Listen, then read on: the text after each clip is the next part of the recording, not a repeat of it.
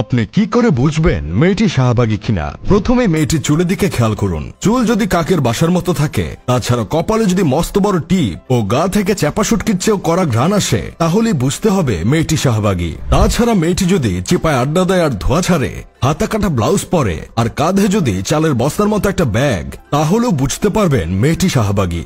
মেয়েটি যদি সুরসুরিমূলক কথা খুব সহজেই বলে ফেলে, উড়ন্ত গাছের পাতা সুন্দর করে কেটে জাস্ট ফ্রেন্ডের সাথে সেবন করে, তাহলেও ধরে নিবেন মেয়েটি শাহবাগী। মেয়েটি শাহবাগী কিনা সেটা চেনা সবচেয়ে সহজ একটা জিনিস হলো ওদের ঠোঁট কালো থাকে। দেখে মনে হবে মাগনা দিলেও এই ঠোঁটে চুম্মা দিতে পারবো না। আর তারা প্রতিদিন গোসল করে না, যার জন্য শরীর থেকে কুত্তা মারা গন্ধ আসে। আর এর জন্যই বিশ্বকবি কেরামত অন্দ্রনাথ বলেছেন, কপালে 12 ভাতারি আসুক, তবুও না। শাহবাগী শাহবাগী গাইতে গন্ধ, বিড়ি খাইতে চিল্লাচিল্লি পিবে গন্ধ। শাহবাগী শাহবাগী গাইতে গন্ধ, গাঞ্জায় মারে টান চোখ মুখ বন্ধ। শাহবাগী শাহবাগী গাইতে গন্ধ, তো শত করিস না স্বভাবে মন্দ।